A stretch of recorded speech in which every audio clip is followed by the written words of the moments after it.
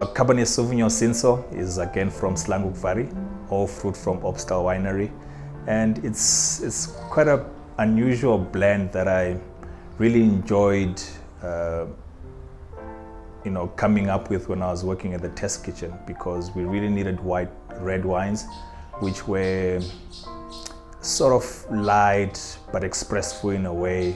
Cab was too big, Cinsault was too light, so I really needed something that I could work with. And there was one wine made by Adam Mason, which was seriously old school blend, and we realized this was a Cabernet Sauvignon and Cinsault blend.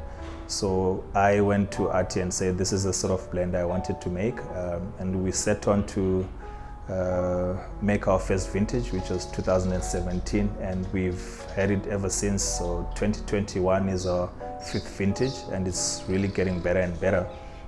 This one wine I always say it's quite generous in fruit, but lovely acidity, low alcohol, and it's that bottle you really want to enjoy over the course of a day.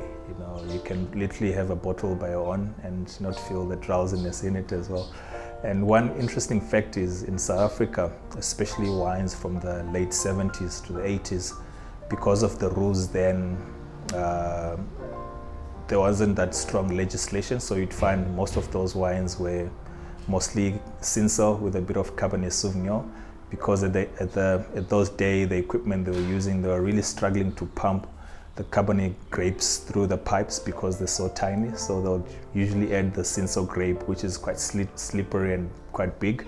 And the resulting wine they would call a Cab Sauv. But so we're realizing those wines are really holding their own even up to now. They're one of the best white red wines you can find in South Africa as well. So it's a really take on the roots and the origins, like I mentioned earlier.